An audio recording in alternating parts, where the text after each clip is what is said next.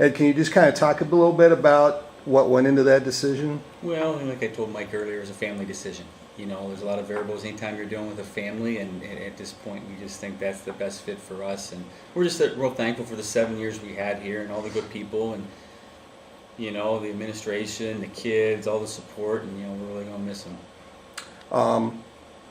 Why now? I mean, what the timing's a little odd, I guess. Maybe that's the bad way to put it, but late in the spring usually doesn't happen. Well, it's just the opportunity. It's when the Yeah. opportunity came available. Okay. I don't know if any time's a good time when you're as close to kids as me and my staff have been. One thing I do feel good about this is the group I'm leaving is in a great spot as far as their work ethic and what they're doing in the off season, and they don't need me to be successful next year. I mean, the program's always been about them, and I feel bad for leaving them. I love those kids to death. Like I said, I don't think any time's the right time. Yeah.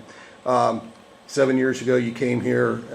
What was the plan, and how easy was it to stay on that plan, even if it wasn't showing up in the record? Well, when we come here, I was talking to the kids about this. Our very first meeting, the very first day, was we wanted to make kids better men for being in the program, and that drove everything we did. And then number 2 was to win a state title. And that has never changed. At first, people would laugh. How you guys don't win a state title or anything? Talking about playoffs, the kids prove people wrong every day. Yeah. I know it's an unfair question to ask you who's your favorite team or what was your favorite team.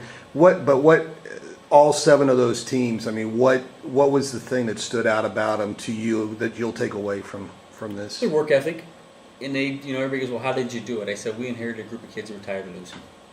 And then that first group, Matt Betts and Unkefer and English and those guys set the precedent for the groups to follow. And you go in our weight room now, and you got our seniors working their tails off, showing the 7th and 8th graders how it's done. So I think the program is set up for long-term success. They should be excited about their future. It's just time for me to go in another direction. Okay.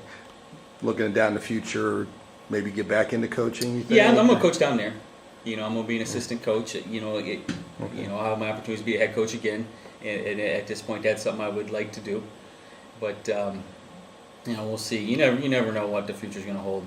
Yeah. Okay. Anything else you'd like to add? No, other than just thank you. Yeah. Like to thank that. I look back, and I was looking back through my notes this morning of some of the stuff, and you remember, the first season starting 6-0.